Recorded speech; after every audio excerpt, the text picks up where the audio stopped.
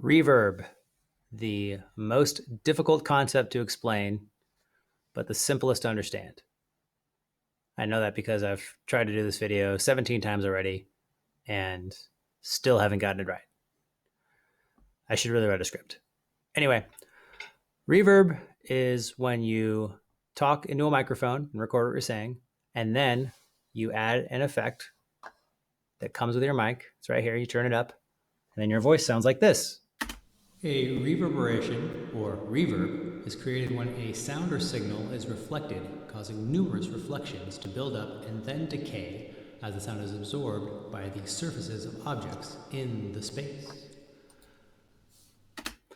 Now, if you take the reverb off, you'll get a dry sound, which is like I sound now.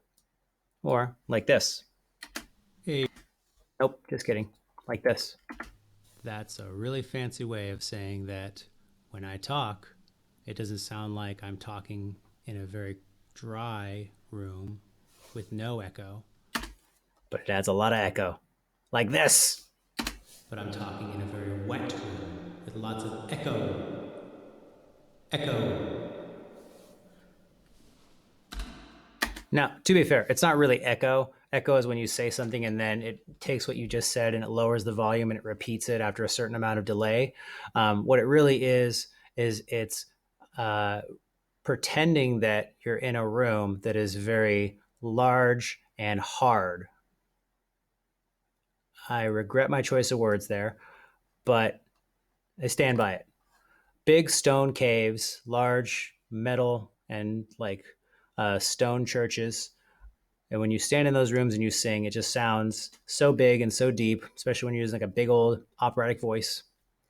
And it gives a sense of reverb. And that's where the effect came from. People wanted to recreate that sound of being in a gigantic auditorium or a huge mega church or, old caves, miles and miles deep in the surface of the earth. So when you make a track and you record yourself, you'll get a little thing here and it brings you up here, and then you can turn up your reverb and you can sound like a person in a cave with lots of Echo.